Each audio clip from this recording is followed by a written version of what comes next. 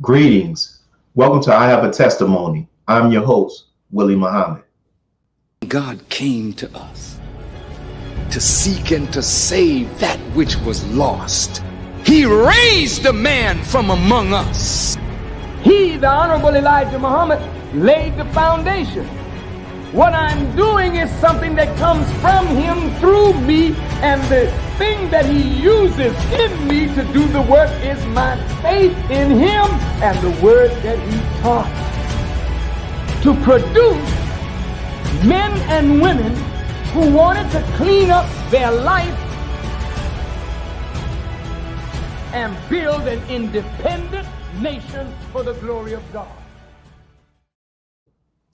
The founder of the Nation of Islam in the West and teacher of the Most Honorable Elijah Muhammad, Master Farrakhan Muhammad, said that he could sit on the top of the world and tell everyone that the most beautiful nation is in the wilderness of North America. He wrote those words in reference to the female members of the Nation of Islam, known as the MGT and GCC. Lost Found Muslim lesson number 1, question and answer 14. What is the meaning of MGT and GCC? Answer: Muslim Girls Training and General Civilization Class. This was the name given to the training of women and girls in North America. How to keep house, how to rear their children, how to take care of their husbands, sew, cook, and in general, how to act at home and abroad. These training units were named by our prophet and leader of Islam, W.D. Farrakhan. We are taught how to sew. We are taught the dressing room of our ancestors, so now we dress in a way where men could not know the beauty of our form, but they will come to know the beauty of our mind, of our expression, of our face. We make our clothes and do not allow Satan to dress us and degrade us. I can only imagine how proud Master Farrakhan Muhammad had to be in observing our Sister Carmen Muhammad, when she took the modest style of the MGT and GCC on an international fashion stage. Al-Nisa comes from the 4th chapter in the Quran, Yes. which is the Al-Nisa. Right. And you chose it because it is entirely a full chapter that is entirely addressing women. Correct? Absolutely. It talks about the woman. It talks about our submission. It talks about our roles and our rights. And as women in Islam, we are connected to Allah in a very special way. You know, we are the first teachers of our children, and we have a very responsible role. And so I saw this as a way of propagating our faith, you know, women getting to want to know more about the faith, because it's like, oh my God, Al-Nisa, where does that come from? So it gives me an opportunity to share my Islam with them. Joining us today is our sister, who you just heard on this clip.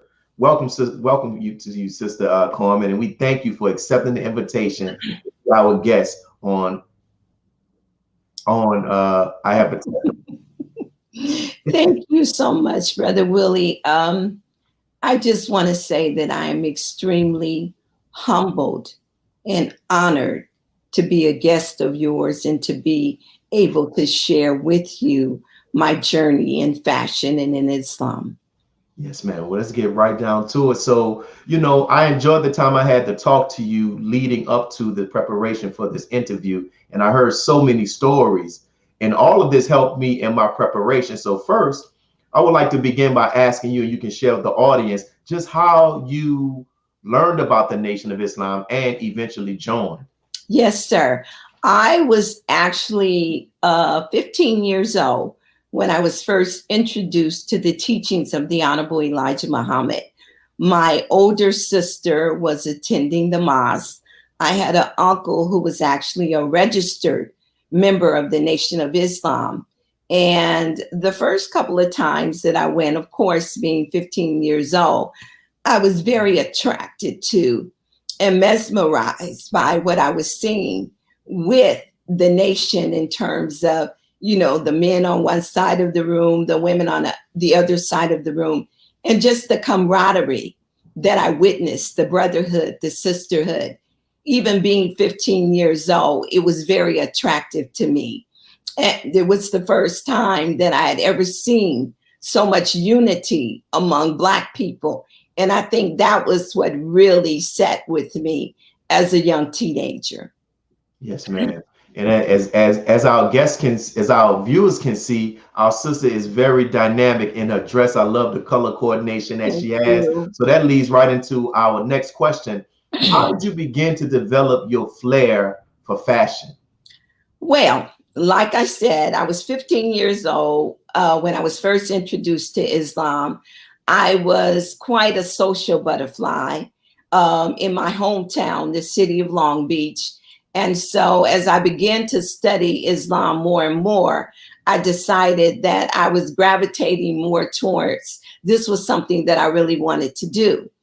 But also during that period of time, I was a dancer on Soul Train. So being that I have become quite popular in the city of Long Beach because I was, as the young people say, repping Long Beach, right? When I decided that I was going to be a Muslim and join the Nation of Islam, all of my friends that were around me were like, what are you doing that for? You can be a star. You're on Soul Train. Oh my God. So I think that at that time, I was worried about how they were going to accept me going into a public high school as a young Muslim woman. So I was always loving to dress, loving to style myself. So I saw that as an opportunity to take that talent and to develop it so that they would see me as the same individual, but just someone who had accepted Islam. So that's really where it all began. And how would they respond when they would see you taking your sense of fashion and combining it with the Islamic style of dress and dress code? They were literally knocked off of their feet. They were like, oh my God, I was expecting you to look like a nun. I wasn't expecting this. You know, you still sharp. You still got it. And I said, yes, and you can have it too. Muhammad makes you better. He doesn't make you worse. So they really, it really kind of opened the door for me to have more dialogue. And I became so popular as a young fashionable Muslim dresser on my campus that the women began, or the young sisters who were my age, they said, well, we want to go. Can we come to the mosque with you? So I was like, at some point, almost out fishing the brothers because I was bringing all of my friends to the mosque with me on Sundays. So it was really wonderful. And it really stuck with me because it taught me that, you know, that clothing can become a conversation piece, and it opens the door for you to have dialogue with people when they see you and you are fashionably dressed and you're not following a fad or a season or something else that, quote unquote, the world is saying is fashionable. Wow, that's beautiful, and it shows that there's just another way that we can attract our people to this beautiful teaching of Islam. So how did your sense of fashion, that it eventually evolved into you opening up your own fashion design business? I think, you know, again, I was always intrigued with wanting to represent the highest level of civilization. And we were being taught that. And I thought this is an opportunity for me to be as creative as I possibly can. So basically, I would use my daughters and myself as a prototype. Whenever we were having a big event in the Nation of Islam, you know, that would be my opportunity for me to style something uniquely different, but something very beautiful, and maybe something that kind of was a little bit different from what we wore as our standard uniform that we would wear on Sundays and Wednesdays and Fridays and Saturdays. So I became, you know, quite well known for that. And then I just started being, you know, approached by different sisters in the nation, and they say, hey, do you just do this for you and your daughters, or is this a business? And I said, I just want us to represent. I want, when we walk out the door, I want us to stop traffic. I want the world to know that we represent this great teaching that is being taught to us by the Honorable Elijah Muhammad. And that's really where it all started. And it kind of it trickled into me wanting to really develop my own line of clothing.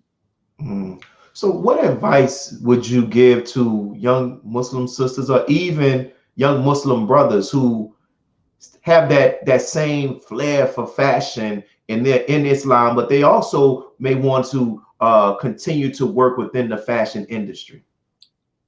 First, I have to say this, Brother Willie, this has been a real journey for me. This is one of those industries that is one of the most difficult industries to get into. I wasn't formally trained in fashion, so there are a lot of things about the business of fashion that is necessary that we acquire that knowledge, because at some point, if you're really serious about developing your own line, there are different levels of training that you're going to have. My encouragement would be that we understand that there is an old world on its way out, and there's a new world on its way in. So we must prepare ourselves so that we can dress our people, so that we can introduce our people to the highest level of civilization. So I would say definitely pursue that. Link up with people that are doing this so that they can help give you direction and guide you through this. It's really quite grueling. You really have to have a passion for it, and you really have to love it, and understand that you're going to have hiccups. You might lose tremendous amount of money in the beginning, because there are so many different intricate levels to it, from pattern drafting to samples to actually manufacturing. And unfortunately, we don't do these things, so we have to rely on someone else to do it. So I would say definitely study the business of fashion and just those areas in itself: pattern drafting, manufacturing, textiles. How do I do this? How do I import, export? And then approach it from that level. But definitely I encourage everyone, and I have got to say this, I'm so happy that I chose Al-Nisa as the name of my line, because Al-Nisa represents the woman. And Al-Nisa is not just Sister Carmen Muhammad. We have so many talented, brilliant designers in the Nation of Islam that are emerging and on the cuff and that are ready to bloom. And we have to lift each other up. There's plenty of room out there for everybody. We should never be envious of each other. We should never be jealous of each other. You got Stella McCarthy, you got Louis Vuitton, you got Marc Jacobs, you got DKNY, and everybody is making money. So we don't have to worry about that. We just have to do as the Honorable Elijah Muhammad taught us: pull our resources together, pull our knowledge together. Let's unite for this one thing, and let's make it successful. And that's powerful. And thank you, sister. And we're coming up on our first break, and we're going to pause for some brief public announcements. Yes, sir. Be a part of the force that powers truth in journalism. Your support helps us to highlight solutions for a brighter tomorrow. Go to nnvnews.com/donate. This is Sister Sajda Muhammad. We are proud to announce that the Sajda House commemorative Elijah coins are finally here. This priceless heirloom, made from recycled copper from the messenger's home, is now available at sajdahouse.com. The hashtag Bank Black social media campaign made strides not only in revolutionizing how we bank, but also how we think. the movement inspired thousands of African Americans across the country to transfer or deposit millions of dollars into Black-owned banks. These are banks that will invest in urban communities, employ African Americans, support Black businesses, and inspire Black home ownership. This is a very proud moment for our culture as we are taking small, but significant, steps towards building Black power through Black wealth. Please share your thoughts with us in the comment section below. Follow us on social media at NNV News, and please subscribe to our YouTube channel at National Network View. I am Anissa Muhammad with nnvnews.com.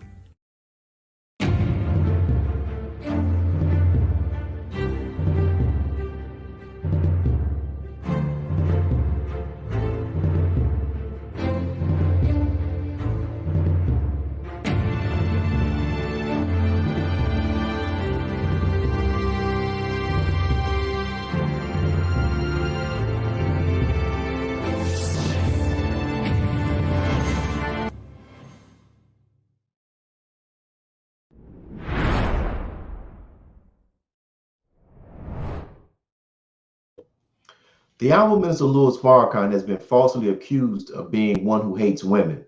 To those who say such, I propose that they listen to this clip and read the testimony of the young brother who said it was the minister who helped him to get a better view of women. If you sisters in this audience don't recognize your sacredness, I want you to listen to your brother. Women are sacred. And if you don't see yourself as sacred, it's because Satan has robbed you of the knowledge of who you are and ripped you off from your divine destiny.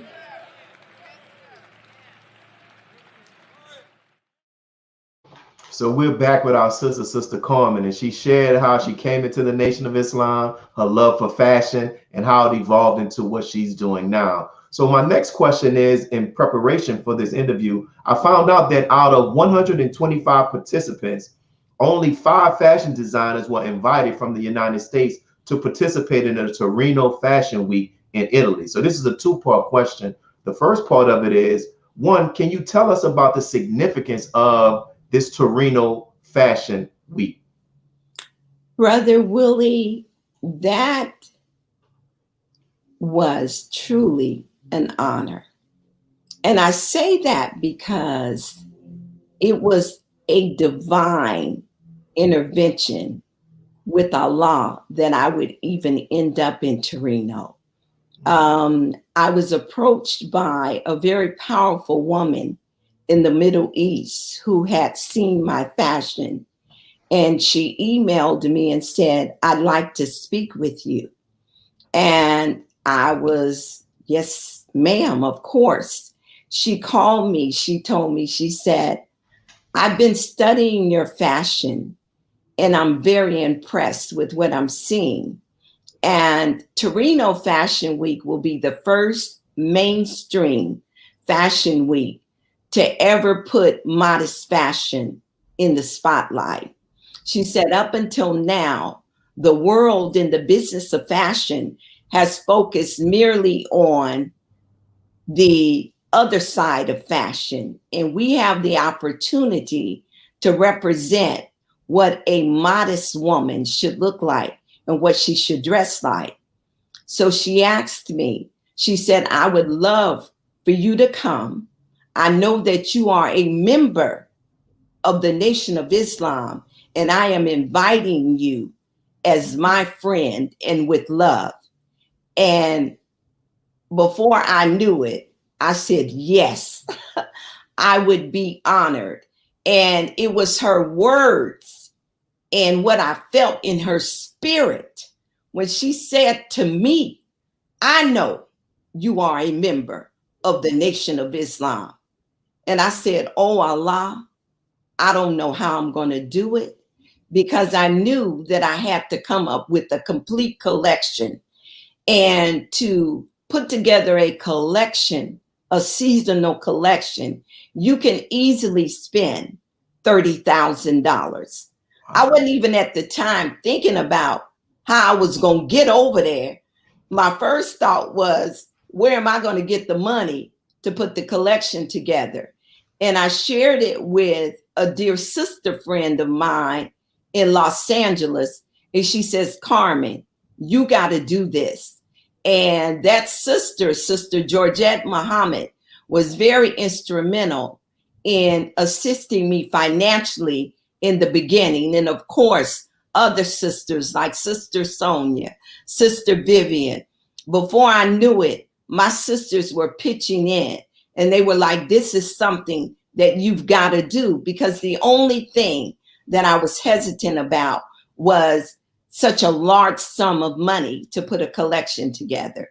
And once the sisters got behind me and encouraged me even more that you must do this, I knew that it was something that Allah wanted me to do.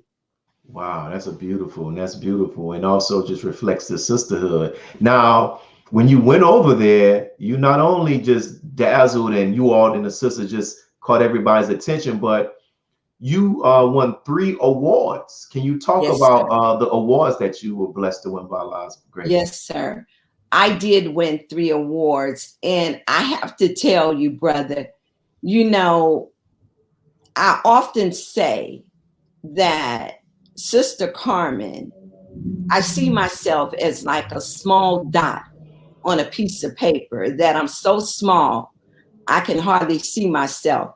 And I would be remiss if I did not say that all of those that went with me, all of the prayers, they were a supporting cast. Sister Ebony, the sister who documented everything so that the world could see it. When they saw us move, we've been taught in such a manner that is magnifying. We don't really realize, I think sometimes, what we have with this teaching when we represent ourselves as true MGT and true women of God and virtuous women. Brother, everywhere we went, when we walked in the show, it was like the show stopped. When we got ready to showcase my collection, I was just so excited. And I went to the organizer and I said, I know that this is a show that you already have professional models, but will you allow me to put 2 of my sisters on the runway? Because I'd like for them to wear the headpiece.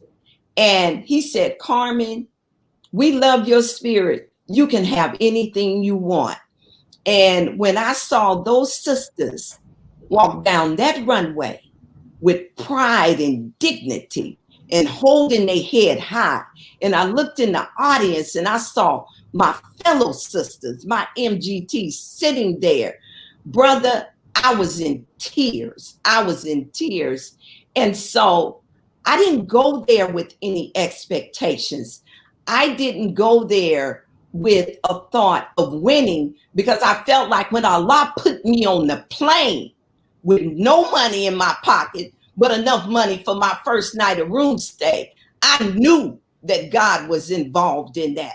And so I didn't know what was going to happen, but I knew that God had wrote that script and that it was all about what he wanted. So when we went back for the final showing, we were sitting in the audience, and the sister that had invited me said, we're now going to name the people that won awards. And she went through the names, and we're sitting there and we're just clapping, because again, we had come there and did what we had to do, because we had all of Italy's eyes on us as Muslim women. But then she got to the final name, and she said, Carmen Muhammad, Al-Nisa Designs. And brother, I stood up and I said, all praises due to Allah. Because what that said to me was that they represented or they understood that we represented a new level of civilization. And I cried all the way going up to the stage, and I got the award, and I came and I sat back down. And they said, and now we're going to give honors for the Louis Vuitton Brand Ambassador Award. So I'm saying to myself, okay, Louis Vuitton, that's something that we already know what that's about, right? She named 2 people. And then she said, and Carmen Muhammad, Al-Nisa Designs. Brother, I felt like my knees were going to buckle, not because it was the Louis Vuitton Brand Ambassador Award, but I said, look at my God and how he is showing out and showing to the world who we are. I went and I sat back down, and they said some more awards. These were the final awards of the evening. We're just sitting there, and we're all thanking Allah and crying. And she said, I'd like Sister Carmen Muhammad to come back to the stage again. But brother, I'm telling you, I couldn't hold back the tears. I was just thanking Allah. And after the show was over, people were coming to us. They wanted to take pictures with us. We went to get on the bus to go back to the hotel, and we got a standing ovation when we got on the bus. All they were talking about was the pink hijab women who had stole the show in Torino, Italy. And what it was that we, the women who represented Master Farrakhan Muhammad, who represented the Honorable Elijah Muhammad, who represented the Honorable Minister Louis Farrakhan, had came and we had showed the world what we were working with. Brother, I tell you,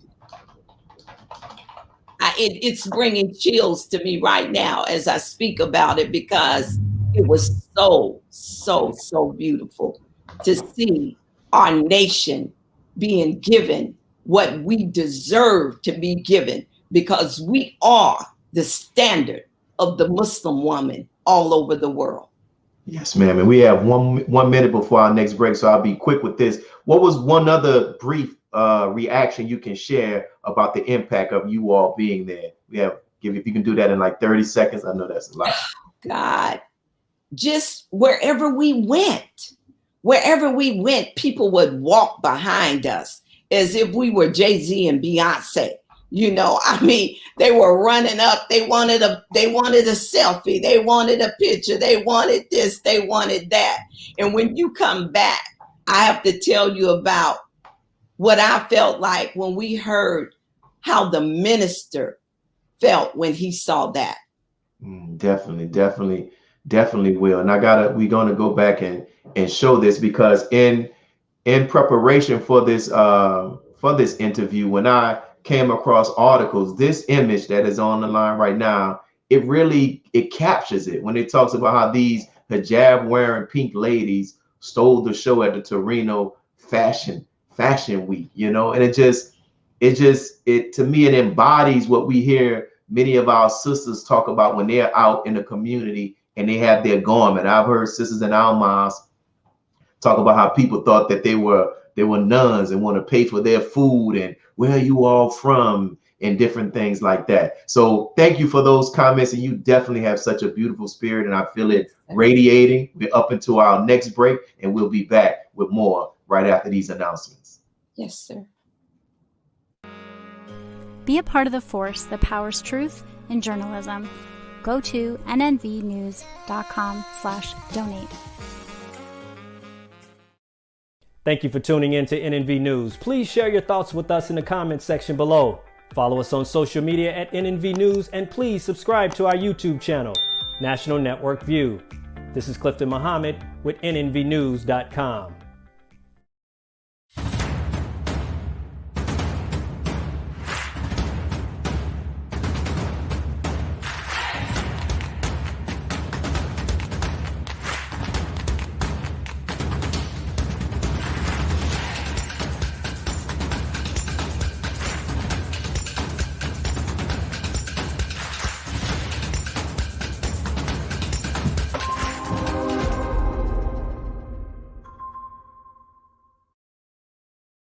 Worldwide, 24 hours a day, 7 days a week. Download the Final Call Radio app and take us everywhere. On your phone, on your computer, on your tablet, on Instagram, Facebook, and Twitter. You can also log on to finalcall.com and click the Listen Live button, or finalcallradio.com. Final Call Radio, the official voice of the Honorable Minister Louis Farrakhan and the Nation of Islam.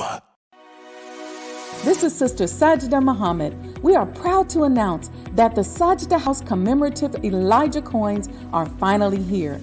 As we renovate and restore the former home of the Most Honorable Elijah Muhammad, we have recycled the old copper gutters and downspouts and created a 1 ounce 39 millimeter coin made of 100% pure copper.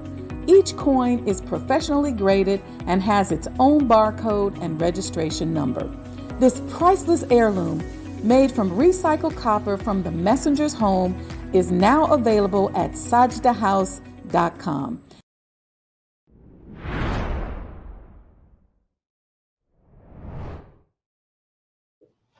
The Honorable Minister Louis Farrakhan exhausts himself using the teachings of the Most Honorable Elijah Muhammad to help teach women the value of themselves and how to, as for us as men, how to properly handle them and how for them to properly handle the men in their lives. The Honorable Elijah Muhammad taught her how to help me to become a man. I ain't gonna let her say this, but she would tell you if I wasn't here that I wasn't always the man that I am today. She would tell you I was a mess. She might say that. But she learned how to control her mouth and how to use her mouth wisely. Because a man can't take being cut down by the woman that he loves. If you cut him down, what you gonna do with him after you cut him up? Before the break, you were talking about the Honorable Minister Louis Farrakhan's response, and I know a lot of spirit is all up in this interview because that's my very next question, right? So how did the Honorable Minister Louis Farrakhan respond to you, to hearing the great impact that the sisters had on doing these fashion shows? Oh my God. I think I first heard about his response from Sister Betsy Jean, who I love all of that family so dearly, just because of their sacrifices. And, you know, Sister Betsy Jean is the standard and was one of the greatest captains in the ranks as it pertains to MGT captain. All of the women that have been MGT captains are some of the greatest sisters in the ranks. But she called and she was so excited. And she says, "Sister, we watched you. I mean, we watched you every day." And she said, "Oh, my Father," she said, "you all brought tears to the eyes of my Father when he saw you all and how you were representing the women of the Nation of Islam in Torino, Italy." And when I finally had the opportunity to speak with the minister, brother, I was so emotional. You know, I'm just, you know, every time I'm in his presence, I'm always ready to just get on the ground and bow down and can I just kiss your feet, dear minister, because you have been a father to all of us as women. And he shared with me the joy and the tears. And brother, I said to myself, wow, you know what? I mean, there's no greater joy than to know that you have done something that is pleasing to the man that God has here in our midst today, the Jesus. And I thought, wow, I needed that mercy. I needed that grace. And it just, I just don't even know how to describe it. It was such a blessing, brother, such an honor. And I was just so humbled.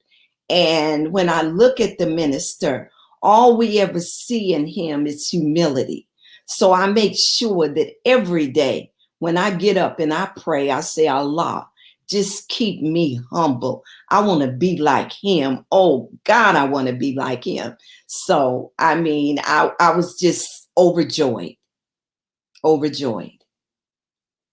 Yeah, was there any guidance that the Honorable Minister Louis Farrakhan shared with you regarding the sisters, regarding your travel there and their participation in this entire Fashion Week? Because this was the first time in Nation of Islam history that something like this has taken place. Yes, sir. He shared a lot. I got a little bit of a spanking too. He shared a lot. You know, the sisters that accompanied me on this trip were all sisters that I'm interactive with all the time. And, you know, we sometimes feel like, well, we're just doing a girls' trip, you know, and we're not thinking that, you know, we don't move ourselves, you know, and we don't move women. I certainly don't move women. You know what I'm saying? We all fall under a certain protocol. And I think that was the best lesson that I could have learned with regards to that. I was always, because I came up prior to 75, I've always been an extremely security-minded person. So on every trip that we took, I always took my son as our security because he does dignitary protection. And he as well knows, you know, how we should be moving and what we should be doing. But that was the beauty in the women that I had with me. We were all very conscious of that. But it's very important that when we're moving like that in an hour like this, that, you know, we are always seeking the guidance of the Honorable Minister Louis Farrakhan. And that is what I learned and what I was told. Yes, ma'am. Now, in the conversations that we had leading up to this interview, you talked about you shared a very powerful story about how when you were doing an interview, you talked about how the dress of the MGT is really at the root of this modest dressing. And you talked about the impact, the response of I think a photographer. A reporter. It was a reporter. Yes, sir. It was when I went to the De Young Museum in San Francisco. I was the only Black designer to become a part of a modest contemporary exhibit that started at the De Young Museum in San Francisco. It went from San Francisco to Germany, and now it is in New York at the Smithsonian Institute. And as I was being interviewed that evening, the reporter was asking me, you know, about my history with modest fashion. And I told him, I said, we've got 171 designers on display in this museum exhibit. And I'm the only designer from the Nation of Islam. I said, but let me share this with you. We talk about modest fashion and its roots. And whenever they reference modest fashion, they always run to the Middle East to that. And that has, quote unquote, become the standard in the business of fashion, as that's where modest fashion come from.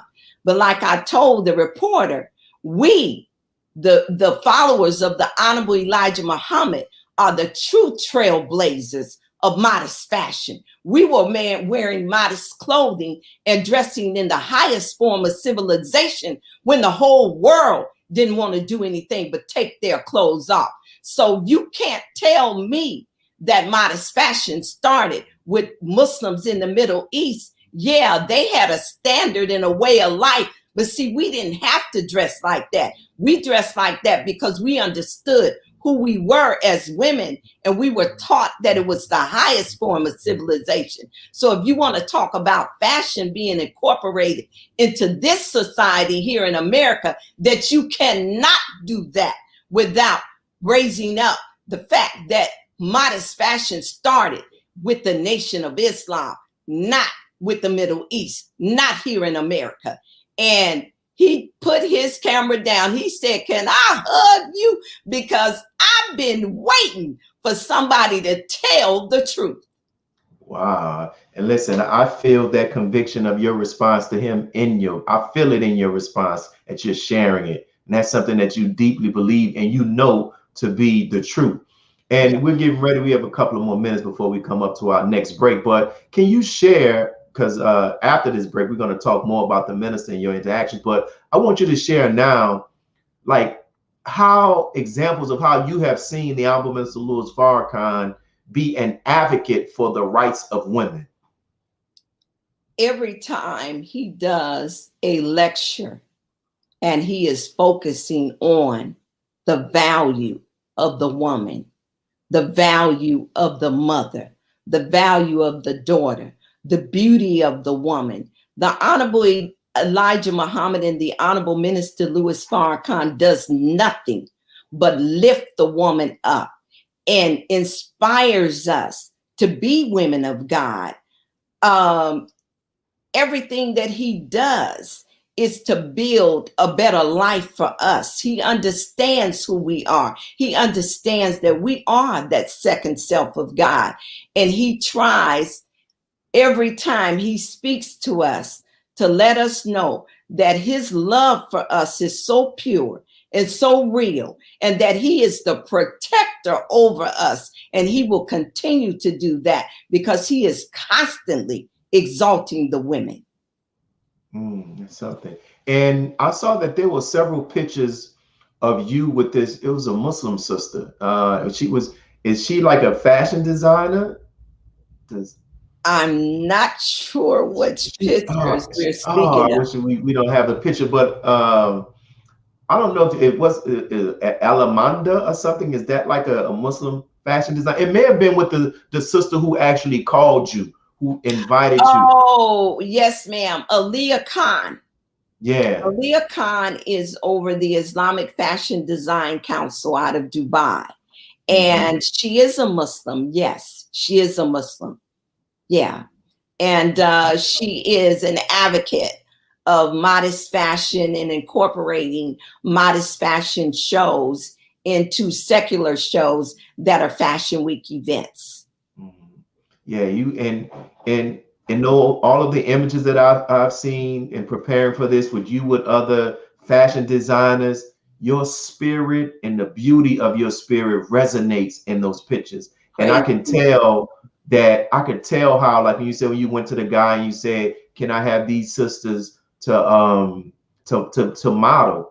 And they said, "Because of your spirit, whatever you want." So I can feel that, sister, and it's resonating even in this interview. So we're coming up on our break, and we'll be back and we'll have more discussion with our Sister Carmen Muhammad. Be a part of the force that powers truth in journalism. Your support helps us to highlight solutions for a brighter tomorrow. Go to nnvnews.com/donate. He anointed our head with oil till our cup runneth over. He who Master Farrakhan Muhammad, that is he. Greetings from National Network View. This week's Final Call cover story headline reads, "Food shortages, COVID-19, and fears of a major crisis. The coronavirus pandemic is disrupting food supply chains and hurting multiple food industries. People are worrying that the pestilence could impact the ability for Americans to eat." This FCN volume number 26 edition features the middle page article by the Honorable Minister Louis Farrakhan. This message is entitled, "The Key to Success is to Do for Self." To read more, subscribe to finalcalldigital.com. and tune in to the all-new Final Call Radio. This is the NNVnews.com Final Call Cover Report.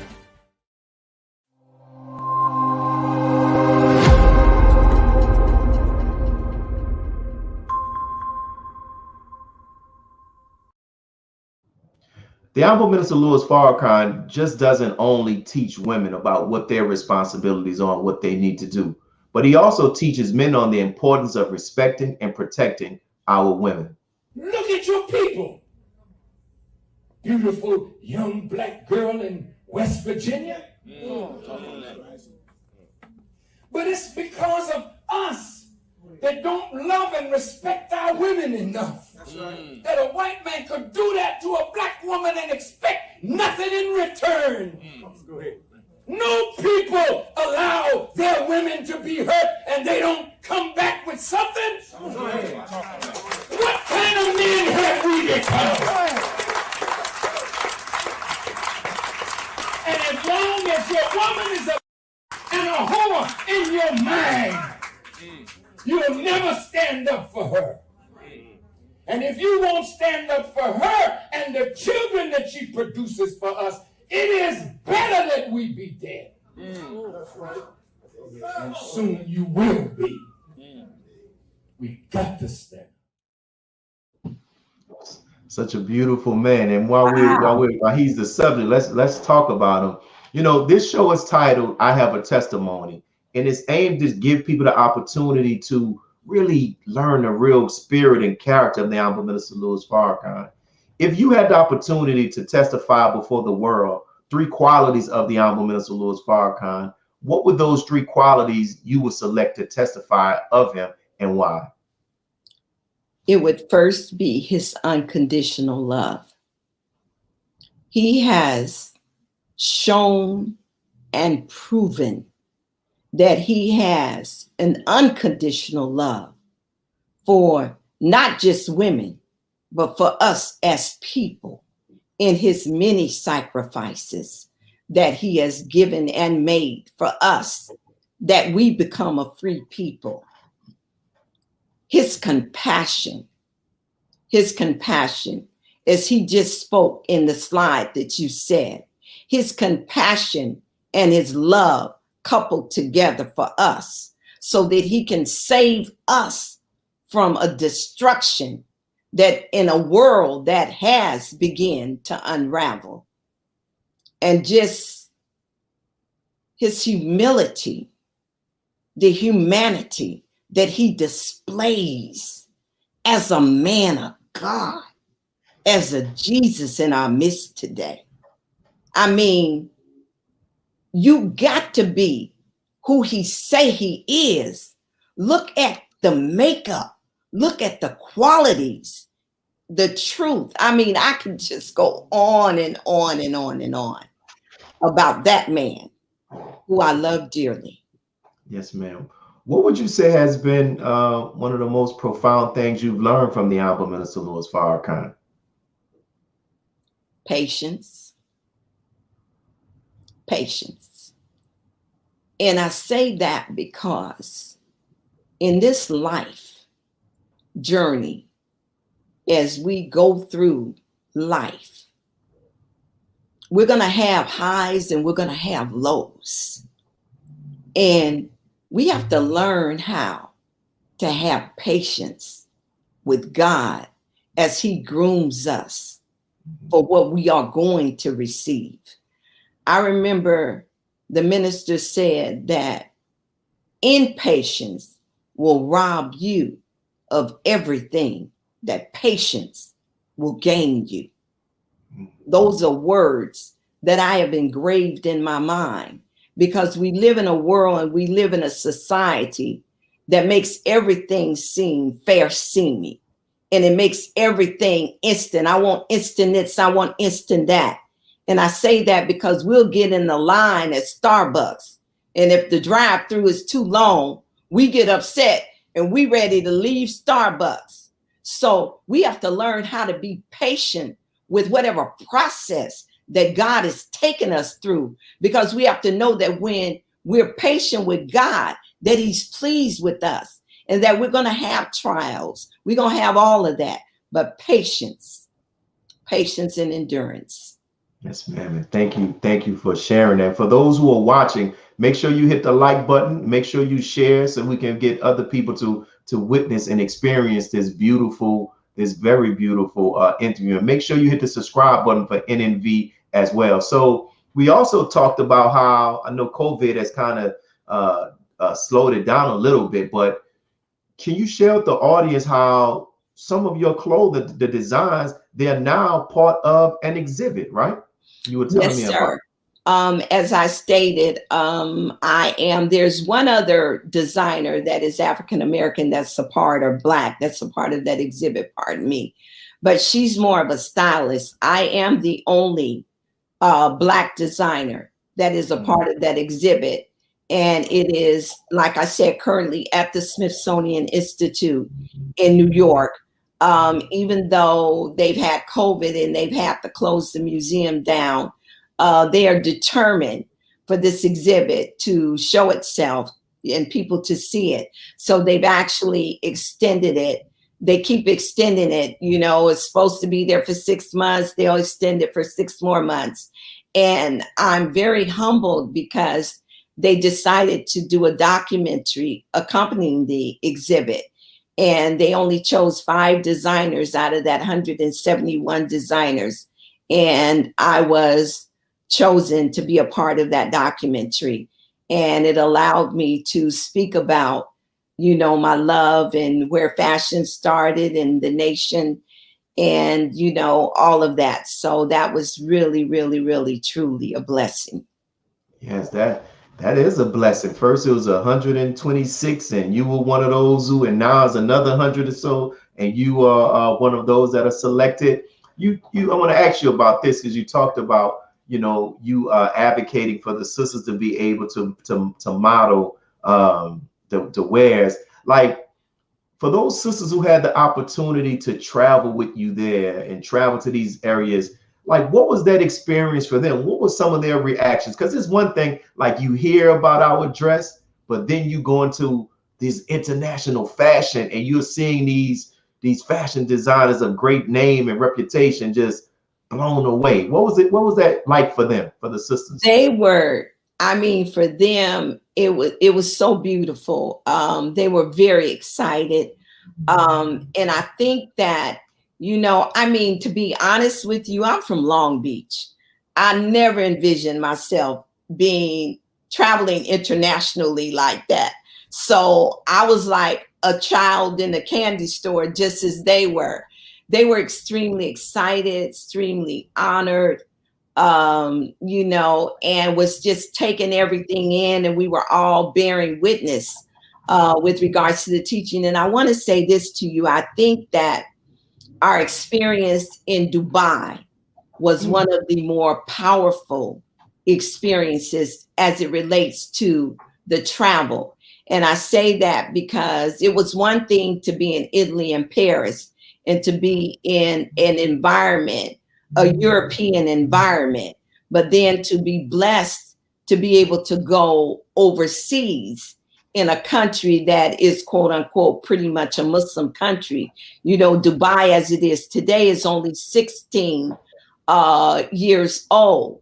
And to go there and to see how the women from the Islamic world were reacting to us as women from the Nation of Islam, it was just, brother. And I tell you, it was such a cultural experience, because I thought about one thing that the messenger said, and I really want to share this with the audience. You know, the Honorable Elijah Muhammad has promised us that in our obedience and being good servants and being good Muslims, that we would have money, good homes, and friendships in all walks of life. Well, I'm going to tell you something, brother. When you go to Dubai, that's exactly what you see. Money, good homes, and friendships in all walks of life. And so it was just, you know, seeing them stop everything and have prayer. And I said, you never saw what we see here. You didn't see a lot of violence, you know. It was just really beautiful. And I said, what I felt like was that Allah was allowing us to take a look and a peek into the heaven that we were going to have, which is going to be 10 times what we saw in Dubai. Yes, ma'am. And thank you for that. And as we get ready to close out on this interview, and I thank you for your very beautiful and heartfelt testimony and just your overall spirit. Last thing, how can those who are interested in seeing more of your designs and purchasing them do so? We are right now working on an online store, which will be launched shortly, but they can always email me or go on my Instagram page, Alnisa Designs, and they can contact me through the Instagram page as well as through my email, womenworkingtogetherinc@yahoo.com. We are about to do a show, inshallah, as soon as this COVID lets up. So we've got some things planned where hopefully they will be able to engage us. But I'm here, brother, and I'm here for my sisters. And I want to see us all be successful as a nation, as a thriving nation of women and a thriving nation of designers. So feel free to contact me. And once again, Brother Willie, I humbly thank you from the bottom of my heart. I thank the Honorable Minister Louis Farrakhan. I thank our national laborers. I thank the believers all over the Nation of Islam for supporting me, for supporting you. And let's up you, mighty nation, because we can accomplish what we will. Wow. Well, we, sister, thank you. And I thank you for what you're doing, because what you are doing and what you have done is a bearing witness to what Master Farrakhan Muhammad, Allah in the person, has came and he's promised us. So thank you. May Allah continue to bless you. And thank you again. And we're going to be closing out. Thank you for having me. Yes, ma'am. And for those who are watching, as we get ready to close, we want you to remember, as I say, as our mosque here in the city of New Orleans, and we're thankful for everybody who has given thus far. We're working to pay off our mosque mortgage, and whatever you have to give, we would greatly appreciate it. You can give it on Cash App, you can give it on PayPal, and we would like that as well. And also, as we talk about this, prayer. And I'll share this. The Honorable Minister, somebody informed me that the Honorable Minister Louis Farrakhan shared a prayer for our brother DMX, who is experiencing what he is experiencing. The scripture talks about how the power of a righteous prayer. So we have a prayer group here in the city of New Orleans. So if you need personal prayer, your family members or anybody of that, just send your name, send their information, and we'll submit the names to our prayer group. So we appreciate you all, brothers and sisters, for tuning in. Make sure you hit the like button, because that helps with the algorithms so more people can actually see what we're doing here at NNV News. Make sure you tune in through the week. NNV is a daily news network. I'm on a Central Time, so 5 p.m. Monday through Friday at Central Standard Time. But make sure you tune in. Make sure you hit the like button. Make sure you comment. Make sure you share. And you can do that right now, not tomorrow. Hit the like button, share, and tell everybody else. We have our own Black-owned news our national news network. So thank you. This is your Brother Willie Muhammad, and we'll see you again on next week, inshallah, with I Have a Testimony. God came to us to seek and to save that which was lost. He raised a man from among us. He, the Honorable Elijah Muhammad, laid the foundation. What I'm doing is something that comes from him through me, and the thing that he uses in me to do the work is my faith in him and the word that he taught.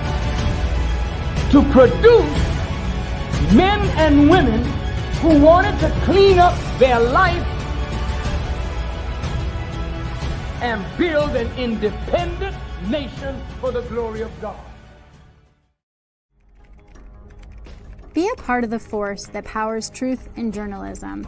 Your support helps to combat false media. Cash App NNV News.